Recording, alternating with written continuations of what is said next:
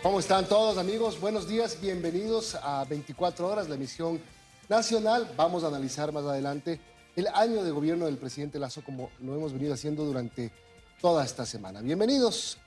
Belén, buenos días, ¿cómo estás? Hola Milton, ¿qué tal? ¿Qué tal, amigos? Acompañarles nuevamente esta mañana. A mí me encanta madrugar, te cuento. Ayer algunas personas me escribían y me decían, no creo que te guste madrugar, pero de verdad me gusta. ¿Usted madruga y duerme temprano o no? Sí, madrugo y duermo temprano. Como gallinita. Como gallina. Bueno, vamos a analizar hoy en la política y en la comunicación qué ha sido del presidente de la República en su primer año de gestión. Va a estar con nosotros Sara España, directora general de Diario Expreso.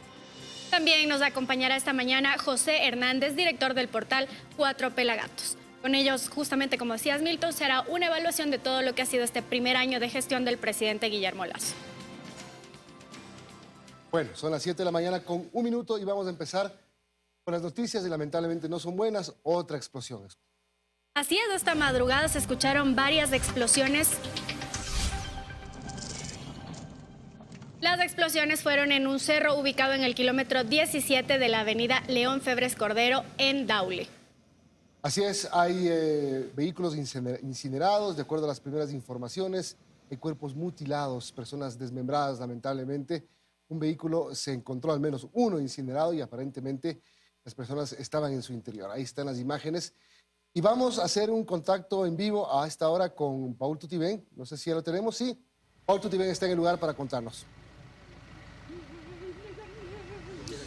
¿Qué tal, compañeros? Buenos días. A esta hora 7 de la mañana con 2 minutos. Sí, nos encontramos en la parte alta del cerro. Este cerro está ubicado justo en el kilómetro 17 de la vía La Aurora Daule, en la parte posterior de la penitenciaría, el centro carcelario. Miren ustedes, este es el vehículo color gris que fue abandonado. En la parte alta del cerro se encuentran los elementos del GIR, elementos de la DINASET, elementos de criminalística, levantando todos los indicios. Más temprano, uno de los oficiales ya confirmó que han sido encontrados restos esparcidos de 3 personas. Serían 3 personas que aparentemente habrían estado manipulando estos explosivos. En la escena se han encontrado restos de drones, equipos que habrían sido utilizados por estas personas, además explosivos. También se han realizado ya 2 detonaciones controladas por parte de la Policía Nacional. Es una información extraoficial, no se descarta de lo que se menciona. Aparentemente estas 3 personas habrían estado manipulando los explosivos con los drones. En este momento realizaron otra detonación, estamos en vivo, cuando son 7 de la mañana con 3 minutos. Lo que mencionamos es de forma extraoficial, estas 3 personas habrían estado manipulando estos explosivos y con la utilización de los drones aparentemente pretendían ingresar los explosivos al recinto carcelario. El recinto carcelario está a pocos metros, estamos justamente en la parte posterior de la penitenciaría del litoral de La Roca y de la Zonal 8, que es el recinto carcelario que está ubicado en el kilómetro 17 de la vía a Daule. Esta información es extraoficial, la policía está haciendo todos los trabajos necesarios como el levantamiento de los indicios, huellas dactilares.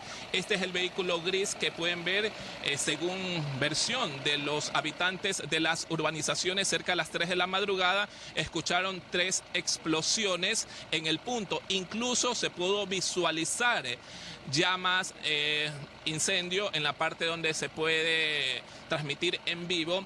Quiero mostrarles que ya llegó el camión de medicina legal para hacer el levantamiento de los restos humanos. Los restos están esparcidos, como ya lo mencionamos. También equipos más temprano fueron localizados como baterías en la parte interna de este carro gris que ha sido abandonado por estas personas. También los ciudadanos han mencionado que pudieron visualizar cuando otros sujetos bajaban en una camioneta color negra. Repetimos la información, serían 3 personas mutiladas, han encontrado explosivos, baterías y restos de drones. Luego de estas explosiones, los drones obviamente se dañaron. Escuchemos lo que dijo más temprano uno de los oficiales que estuvo aquí en este punto y que pudo dar información al momento cuando arribamos al punto. Escuchemos.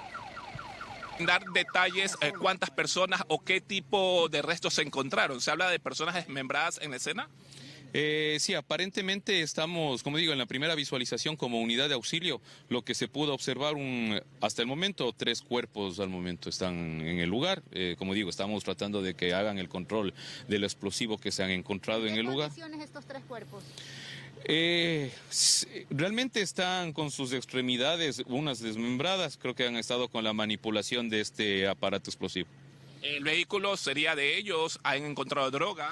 Aparentemente, porque en la primera instancia que se le ha hecho la revisión al móvil, le han encontrado lo que es, como digo, aparentemente con estas baterías que es para drones.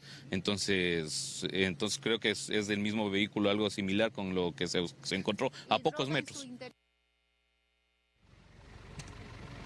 7 de la mañana con 6 minutos. Estamos justamente en la parte alta del cerro. Esto es en el kilómetro 17, la vía La Aurora Daule, en la provincia del Guayas, en la parte posterior del recinto carcelario. Quiero mostrarles en la parte alta del cerro, como se puede observar, se encuentran los elementos de la Policía Nacional de las distintas unidades élites que tiene la institución. Repetimos la información, la noticia que se desarrolla en el punto. 3 personas mutiladas aparentemente estuvieron manipulando estos explosivos con los drones, aparentemente de forma extraoficial. De lo que ya se podría dar a conocer es que estas personas supuestamente habrían estado utilizando estos explosivos y con la utilización o con la ayuda de estos drones, aparentemente, lo decimos así, aparentemente intentaron ingresar estos explosivos a la penitenciaría. La penitenciaría, La Roca y la Zonal 8, la cárcel de mujeres, queda cerca donde nos encontramos. Justo en la parte posterior queda este cerro. Raúl, gracias por la información. Son las 7 de la mañana con 8 minutos. Preocupante lo que pasa en el país, ¿no? Milton, preocupante lo que sucede y cómo también se tiene acceso tan fácil a este tipo de explosivos, ¿no? Podemos decir que de unos meses de acá atrás estamos hablando ya de coches bomba en el Ecuador. Algo que no se escuchaba, que veíamos con frecuencia en el vecino país de Colombia, pero que en Ecuador era una realidad distante. Hoy ya la sentimos aquí. Pasó ayer en Esmeraldas, que vivió una madrugada de terror. Sí, porque 2 vehículos robados explotaron en Esmeraldas durante la madrugada de ayer. Hubo secuestro, hubo incendio de autos, coches bomba, hubo balacera, persecución policial y hubo 5 detenidos. La policía ha dicho en primera instancia que no se trataría de un atentado contra justamente los miembros policiales, sino más bien contra las personas que habrían sido dueñas de estos vehículos y que primero fueron secuestradas, posteriormente liberadas y finalmente explotaron los autos. Dice la policía que se trató de una acción de retaliación contra los conductores, contra los propietarios de estos vehículos. Escuchemos a las autoridades. Bomba, bomba. Todavía estamos por determinar las causas que motivaron, por qué retuvieron a las personas y por qué estallaron esos vehículos de las personas que estaban retenidas. De estos vehículos, en el caso de un vehículo, logró estallar tanto el tanque de gas como la carga explosiva, en el otro únicamente la carga explosiva. Un vehículo tuvo 3 explosiones, uno por el material explosivo, el otro por el tanque de combustible y otro porque le colocaron un gas doméstico. Vimos entre 8 y 10 allanamientos en esos domicilios. Encontramos 3 armas de fuego, encontramos droga, encontramos una caleta donde presumiblemente guardaban las armas.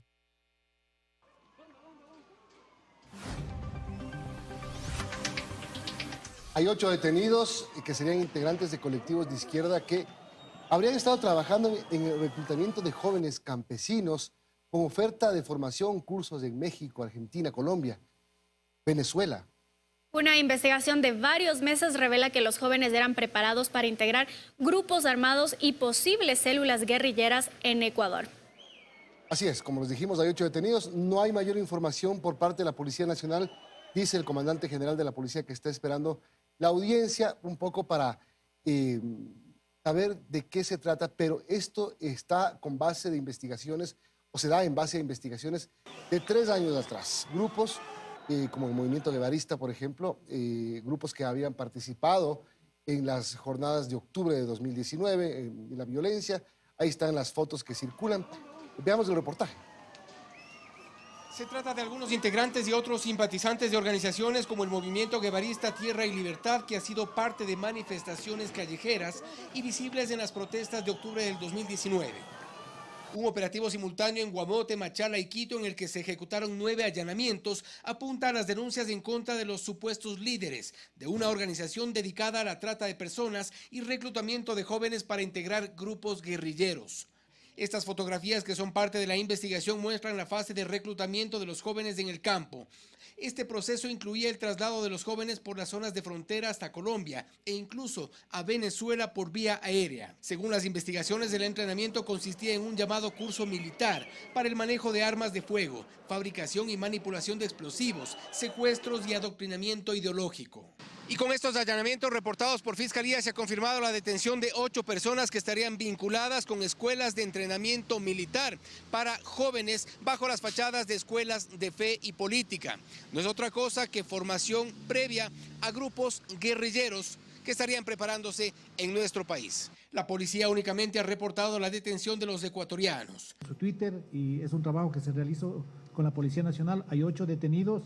Es un caso que no les podemos dar más información porque estamos esperando la audiencia. Y a la par, las organizaciones de derechos humanos como INRED han rechazado a través de sus redes sociales estas detenciones que aducen tienen tintes políticos. Entre los detenidos están Ernesto Flores, profesor universitario y vocero del movimiento guevarista, Omar Campoverde y Gabriela Gallardo, integrantes de este movimiento. Y estos dos últimos, según las investigaciones, serían los encargados de llevar ecuatorianos afuera, realizar campamentos y hasta proponer secuestros. Las evidencias son parte de un proceso de investigación de 3 años a esta parte. En Quito, Fausto Yepes, 24 horas.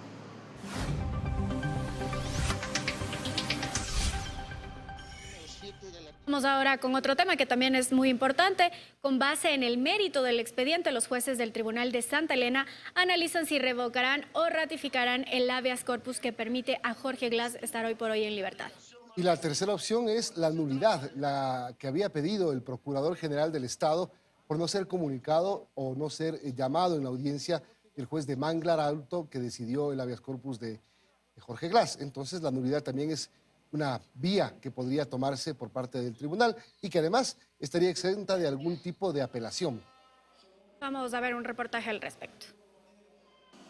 El titular de la Agencia de Control de Hidrocarburos había conformado una comisión técnica para analizar el pago que recibiría el gobierno por cada barril de petróleo extraído de los campos Chuchufindi, Aguarico y Libertador Atacapi, ambos entregados entonces a los consorcios Chuchufindi y Pardalis, bajo la figura de coadministración.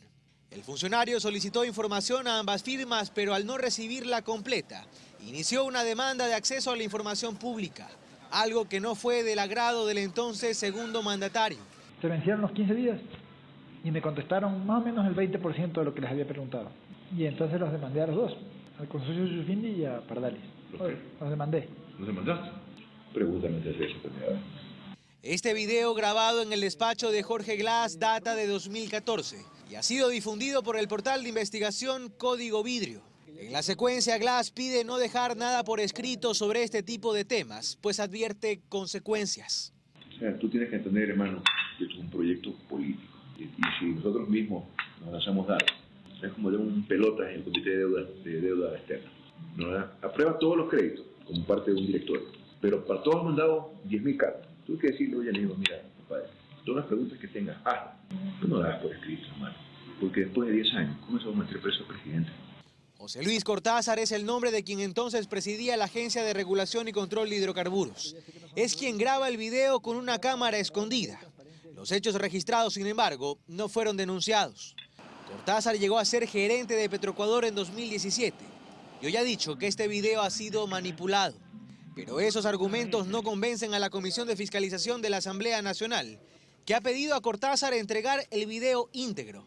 Y además ha oficiado pedidos de información a Petroecuador sobre los contratos con ambos consorcios. Arturo Torres, editor del portal que sacó a la luz este video, ha dicho estar dispuesto a colaborar con la Fiscalía para que se certifique la veracidad de esta reveladora secuencia.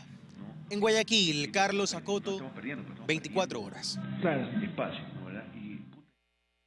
Bueno, este reportaje correspondía a la investigación que abrió la Comisión de Fiscalización de la Asamblea Nacional.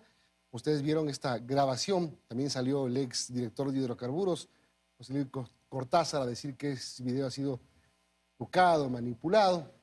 En fin, eso es lo que está pasando con el caso Glass, que al mismo tiempo espera la resolución en el Tribunal de Salud. Son las 7:19 y continuamos con más información. Concluyó ya la visita oficial de la primera dama de Estados Unidos a Ecuador.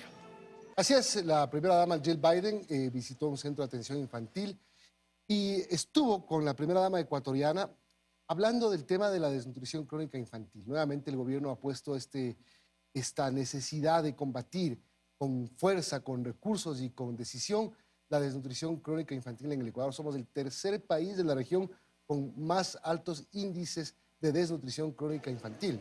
También expresó la intención de Estados Unidos de continuar colaborando con el Ecuador en temas, por ejemplo, salud, educación, e incluso mencionó que buscarán brindar apoyo al país para que se evite continuar con estos ataques en temas de ciberseguridad.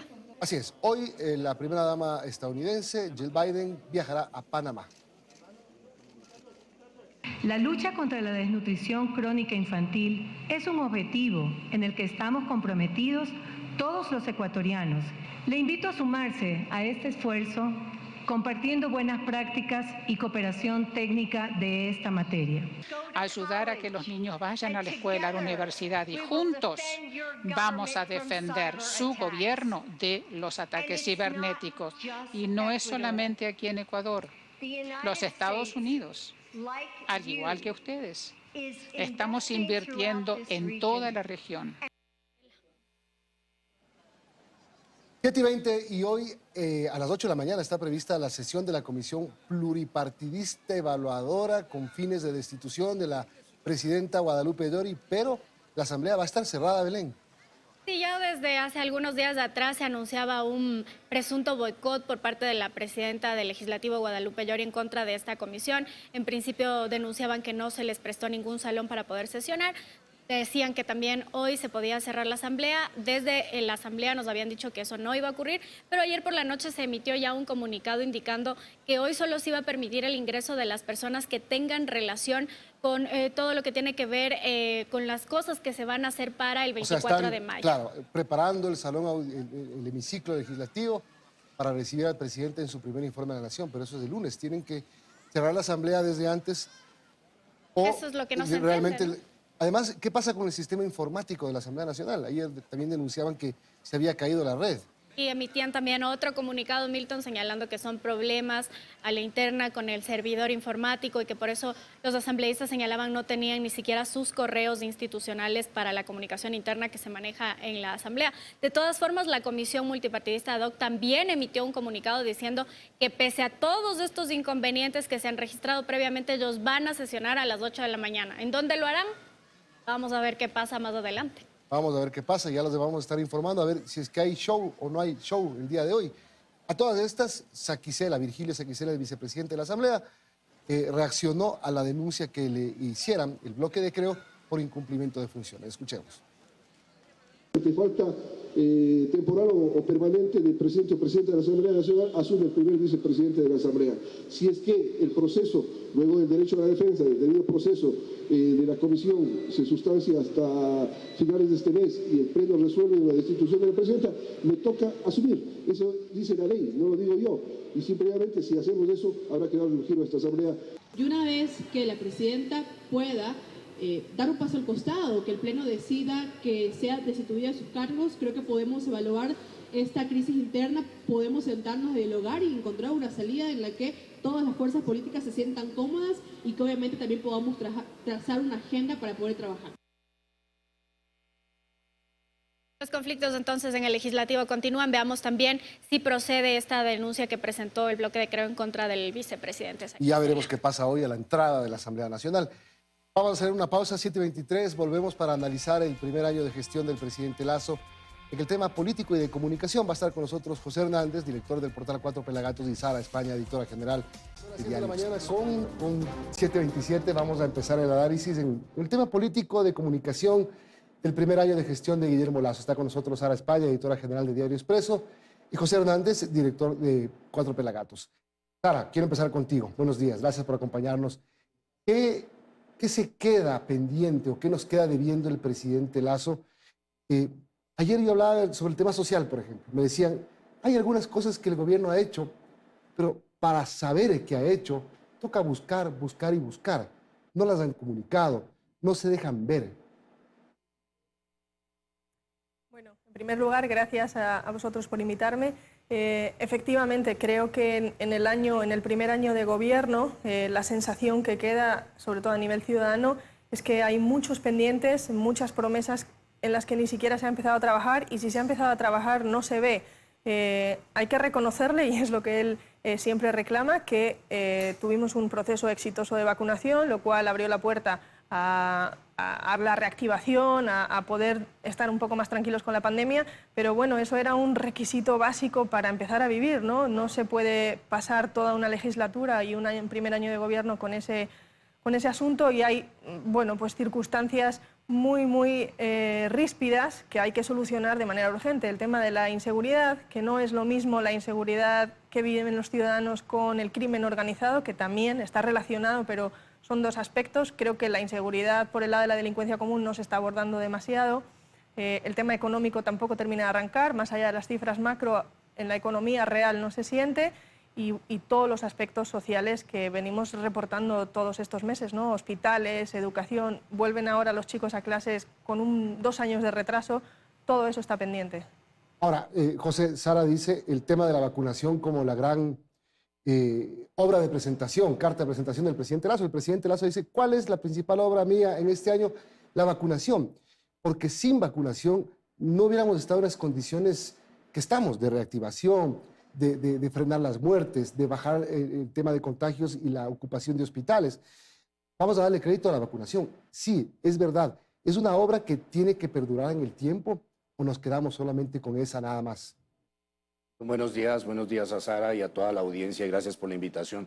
A ver, me parece que cuando se hace un balance de cualquier institución y en este caso del gobierno, siempre hay logros, siempre hay vacíos o errores y siempre hay retos que quedan.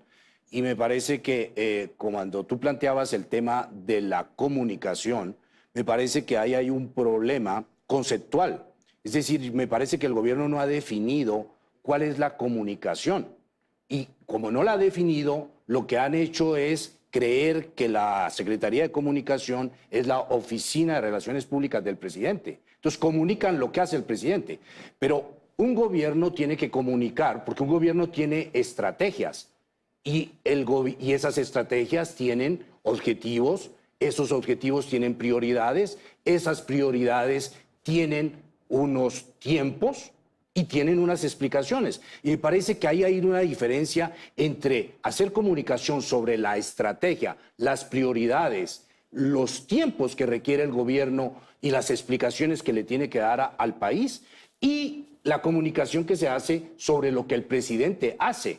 Y eso me parece que, aunque sea importante, debería estar supeditado a lo que el presidente quiere hacer con el país. Ahora, pasamos 4 años diciendo que el gobierno del presidente Moreno no tenía comunicación, no tenía un aparato de comunicación. Estamos diciendo lo mismo de Lasso.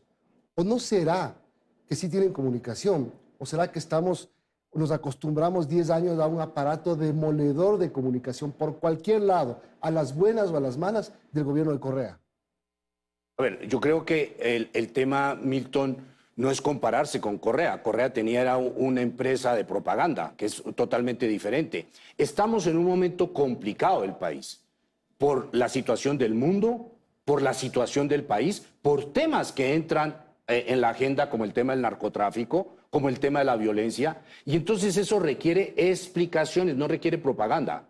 Y esas explicaciones no son justificaciones, son el contacto que tiene la población con el gobierno alrededor de políticas públicas que le interesan, que van a tener consecuencias sobre lo que hace la gente, pero que requieren tiempo, requieren conocimiento y requieren de la parte de la población no justificaciones, pero sí explicaciones. Entonces me parece que la comunicación en este caso no se debe comparar ni con una empresa de propaganda, ni con una empresa de relaciones públicas de la presidencia, sino con las explicaciones que el momento y la complejidad que vive el país requiere. Pero, Sara, queda claro que el presidente Lasso, de primera a segunda vuelta, si no cambia de estrategia de comunicación, si no cambia la forma de comunicarse con la gente, y de hacer algunas propuestas que parecían inalcanzables. El tema de la vacunación era un reto bien importante,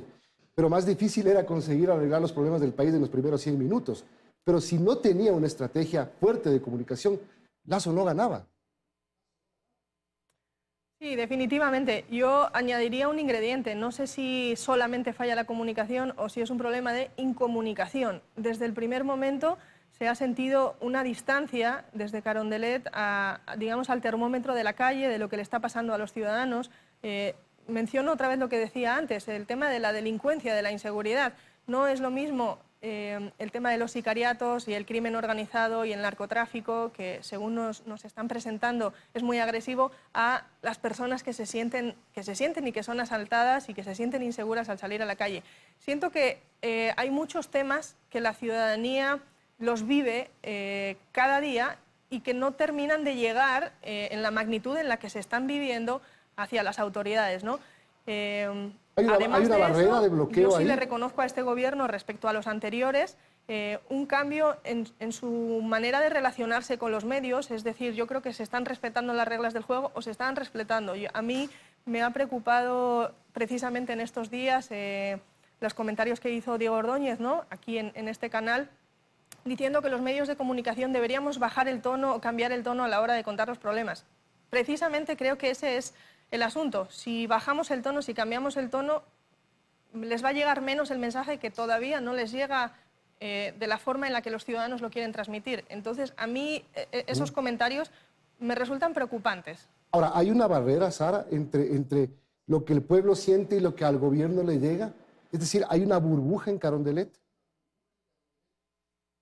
Mi percepción es que sí. En algunas reuniones, en algunos comentarios, en entrevistas, a la hora de trasladar los problemas, yo siento que lo que nosotros como periodistas, que finalmente tenemos más conexión directa, ¿no?, con lo que vive la gente, percibimos y nos cuentan, no termina de ser atendido por más que lo contamos a través de nuestros canales, que son pues, los medios de comunicación, no terminan de ser atendidos por las autoridades. No solamente por el presidente, esto lo extiendo a los ministros, ¿no?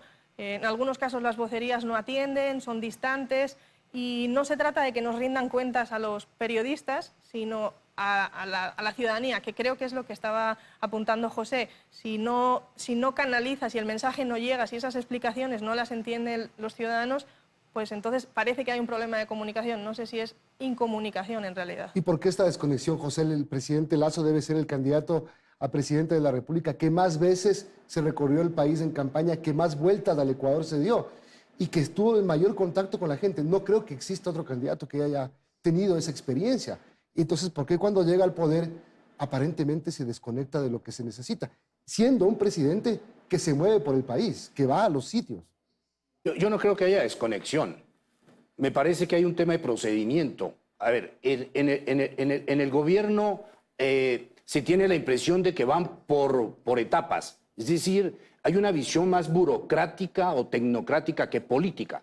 Y entonces, a ver, primero las vacunas, después poner las cuentas en orden, después, o sea, de uno en uno. En uno. Entonces, la prioridad, no se ha creado, por ejemplo, una célula en el gobierno, y esto tiene que ver con la priorización de las agendas, ¿no? Que aunque se esté trabajando con el tema de poner la casa en orden, no hubo respuestas, por ejemplo, en los temas de los hospitales, de la educación, que son temas sensibles que le tocan a la gente. No se explica. No hay una célula de emergencia política en el gobierno que diga, aquí se requieren acciones y explicaciones.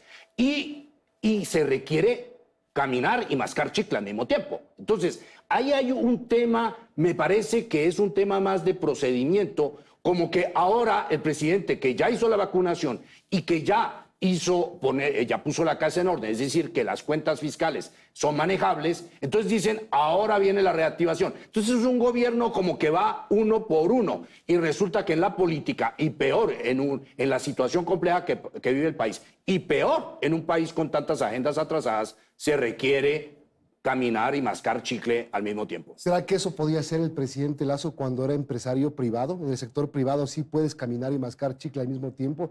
Acá el chicle es la Contraloría, es el procedimiento burocrático. no lo resuelves todo con una orden telefónica, sino que tienes que pasar como los 9 millones que el presidente pide el 26 de enero y recién le llegan a finales de mayo, a finales de abril. Pero hay un tema, Milton, que es claro, y es que el presidente es el presidente y el gobierno es el gobierno. Es decir, y como estamos hablando de comunicación, estamos hablando de cómo llegan los mensajes de la ciudadanía o cómo llegan los problemas de la ciudadanía al gobierno, cómo son procesados y cómo son atendidos. No es que sí, ya me enteré, pero estamos en junio, entra el tema de las farmacias. A ver, y entre tanto, ¿qué hacemos?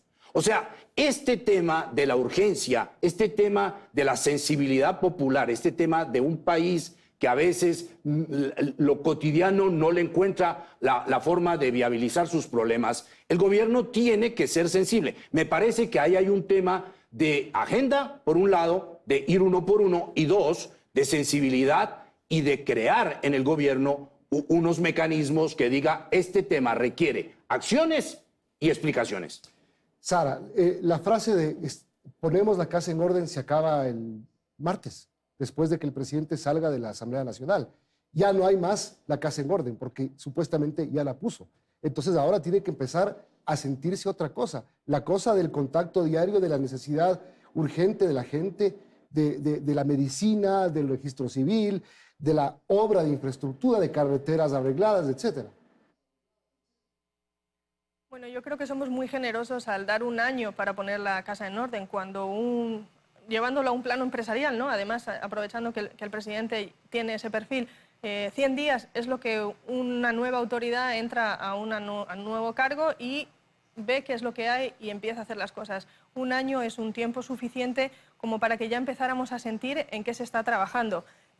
Yo discrepo en algo con José en el tema de la agenda y de ir poniendo puntos. Para mí sigue habiendo no solamente una hoja de ruta que no han querido saltarse, sino sí hay desconexión. Estábamos en septiembre, octubre, noviembre del año pasado con la crisis carcelaria más grande, donde realmente nos dimos cuenta de la dimensión, de que esos motines que había habido previos no habían sido una cosa excepcional, sino que era una circunstancia a largo plazo, y salió el presidente a anunciarnos en Televisión Nacional que íbamos a ir a muerte cruzada. O sea, estaba más pendiente del bloqueo político y cómo gobernar a través de la Asamblea, de una cosa que a los ciudadanos de repente nos estalló y nos asustó, ¿no?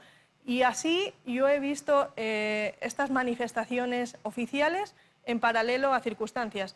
¿Qué prioridad podría tener un gobierno y un presidente que atender a los ciudadanos en los hospitales? O sea, ¿cómo es posible que en los hospitales en algunos no den agua, en algunos casos, como se ha reportado aquí, no haya alcohol, haya medicinas que luego las cifras, en función de cómo se presentan, bueno, que hay un 60% en el stock, que sí hay ciertas cosas? El caso es que el ciudadano va al hospital sabiendo que no va a salir con el tratamiento que necesita inmediatamente. Es más, en algunos casos hasta se están dando justificaciones, ¿no? El IES o los hospitales del Ministerio de Salud responden diciendo, hasta ante decisiones judiciales, que hay que tener cierto límite, que hay un cauce. Bueno, un ciudadano que necesita atenderse de salud no va a esperar nada, ¿no? Y estas explicaciones que nos sirven como parte de la administración no le sirve a una persona de a pie que necesita un tratamiento. Creo que si este asunto no está en la agenda, en la primera línea,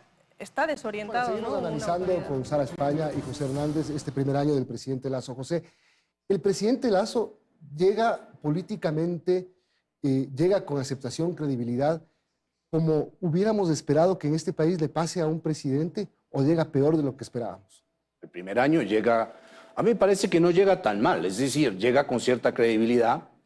El problema que tiene el presidente es, al margen del tema de la comunicación, el tema de las prioridades y el tema de cómo relaciona las prioridades con los contextos del país. ¿Por qué? Porque las prioridades son tan abrumadoras en el tema, por ejemplo, de la seguridad, y son tan impredecibles que ahí se requiere una política de Estado. Entonces, igual que para el empleo, Milton, el presidente llegó diciendo va a crear 2 millones de empleos, pero el entorno y las condiciones que eso requiere significa que tiene que haber una negociación interna donde todos los ecuatorianos, todos los partidos, porque ¿quién no va a querer que haya empleo en el país? ¿O quién no va a querer que haya seguridad en el país? Entonces, me parece, Milton, que la credibilidad que todavía tiene el presidente de la República, aunque menguada, pero todavía la tiene, me parece que se la tiene que jugar en este momento por los retos que vienen en función de efectivamente hablar al país y generar una política de Estado alrededor de las prioridades que van a ser las prioridades de su segundo año de gobierno. Y ya vamos a hablar de las prioridades, pero quiero retomar lo que terminó diciendo Sara hace un momento, que es, hay dos cosas. Las cosas que se tienen que hacer sin los políticos, sin la asamblea, como abastecer hospitales, comprar medicinas, darles el alcohol, la atención, eso no lo haces con aprobación de la asamblea. Pero también por el otro lado, Sara, es cierto que el presidente ha tenido un bloqueo político. La asamblea que tenemos es casi de chiste. Definitivamente. O sea, desde que el inicio de la legislatura, las elecciones dieron un hemiciclo muy fragmentado, además donde la fuerza oficialista era la minoritaria en comparación con otros bloques de oposición. Entonces, es un entorno difícil para gobernar, pero, insisto, eso no debería frenar algunas cosas. Es más, yo siento que si el presidente tiene un desgaste en este año, la Asamblea tiene un desgaste mucho mayor, ¿no? No es la primera vez que se escuchan los comentarios de que la gente estaba cansada de la Asamblea anterior y esta ha venido para demostrar que siempre se pueden empeorar las cosas. Entonces, bueno, es algo jocoso, chistoso, pero sí es verdad que el pulso que se le toma a esta Asamblea creo que está dejando más deudas con los ciudadanos que la anterior. Incluso ahora que estamos con toda esta pugna, no esta pugna, sino este enredo que hay procesal con la salida de la presidenta Iory, y a mí me ronda en la cabeza una pregunta, es ¿a qué intereses ciudadanos está respondiendo Iory cuando se insiste en quedarse ahí? Es decir, si está ahí como representante del pueblo, ¿qué motivación qué hay detrás de su decisión de insistir en que ella no tiene que salir? Claro. Ahora sí hablemos de lo que tiene que pasar. Y vamos a imaginarnos 24 de mayo, martes, después de que el presidente Lasso salga de la Asamblea. Digamos, después de almuerzo, porque seguramente irán con su gabinete a celebrar que han llegado al año, a celebrar la vacunación. Pero ¿qué podemos esperar ya más tarde? Así como en la tarde del 24 de mayo del 2021, el presidente convocó a la prensa y empezó a firmar decretos, creo que fueron 57 los iniciales. ¿Qué tiene que hacer el presidente Lasso a partir del 24 de mayo en la tarde, José? Me parece que el presidente tiene que decir al país cuáles son las prioridades y enfocar su gobierno alrededor de eso. Y reitero, ¿no? Para el desajuste que había con Sara, me parece que no hay tal desajuste. Lo que he dicho es que, por ejemplo, el gabinete debe trabajar, ¿no es cierto? Cada uno en lo suyo. Y debe informar. Me parece que tiene que haber mayor protagonismo de los ministros. 1. 2.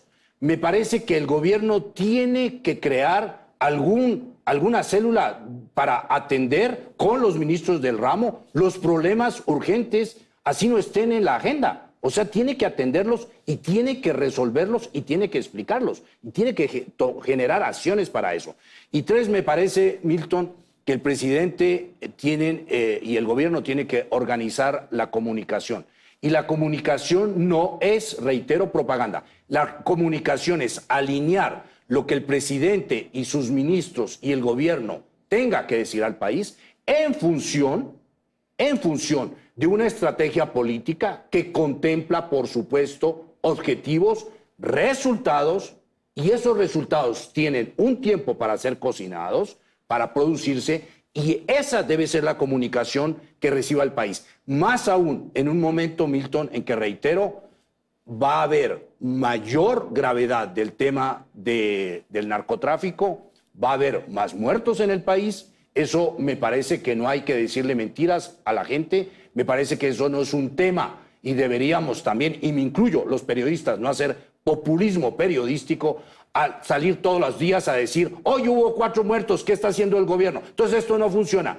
Resulta que ese tema, cuando uno mira Colombia o mira México o mira cualquier otro país donde ese fenómeno se haya producido, ese es un fenómeno que tarda en asentarse y mientras tanto las mafias entre ellas se liquidan y entre ellas creen que matando gente es como pueden poner de rodillas los estados. Así que ahí hay dos retos fundamentales, muy graves, que es hacer frente a la inseguridad y crear empleo, que el presidente, me parece, Milton, respondiendo a tu pregunta, tiene que el presidente forzosamente generar con el país unas alianzas para que esos temas sean convertidos en políticas de Estado. Sara, ¿tú cómo la ves? Después del informe de la Nación, en el inicio del segundo año, con estas cosas graves que están pasando, el tema de la inseguridad, la violencia, yo le agrego otra cosa más.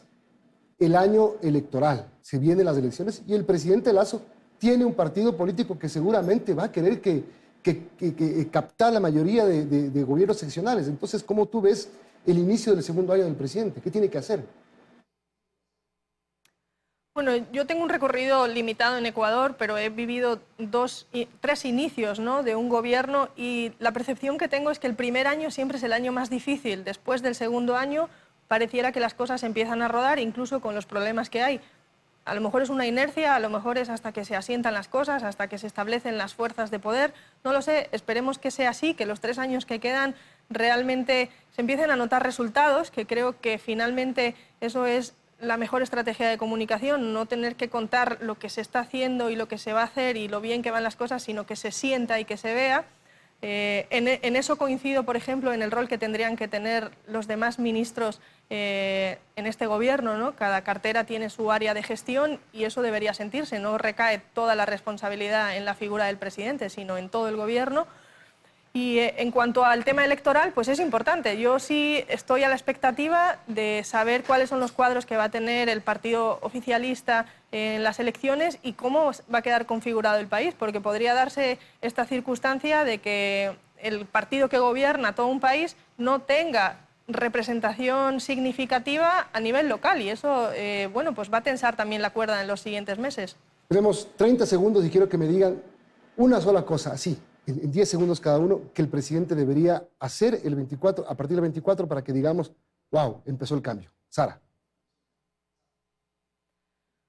Bueno, reiterar lo que estamos diciendo. Yo creo que hace falta generar un espacio de diálogo o de conexión con las peticiones que tiene la gente, sentir, ¿no?, tomarle el pulso a la calle para ver que los problemas de a pie no son de sicarios solamente, sino es de asaltos, es de desempleo, es de, sobre todo, de frustración. Creo yo que la ciudadanía tiene una especie de desesperanza y eso hay que corregirlo con hechos.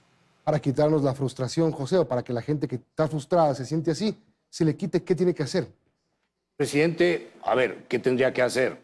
1, decir la verdad al país y 2, exigir a todo el gobierno gestión, mayor gestión, muchísima mayor gestión. Y hacer una cosa, Milton, el ministro o el funcionario que no da resultados debería irse. Me parece que ese es una pedagogía que el presidente debe hacer. Si no, no obtenemos resultados porque los funcionarios o ministros que no obtienen resultados se convierten en sociólogos de sus propias impericias y terminan dando explicaciones. El país no requiere explicaciones, el país requiere más acción, más gestión gubernamental y mayores resultados. Gracias. Sara España, editora general de Diario Expreso. José Hernández, director del portal 4 Pelagatos. Gracias y buen día por haber hecho este análisis al final de la semana. El martes esperaremos el mensaje del presidente. Feliz feriado. Así es, tercer feriado seguido, ¿no? Belén, disfruta el feriado. Tú también, Milton. Disfruten, amigos, este fin de semana y ya la próxima semana regresa Lisa a este espacio. Yo seguiré, en cambio, informándoles desde la Asamblea Nacional, donde se va a generar más información.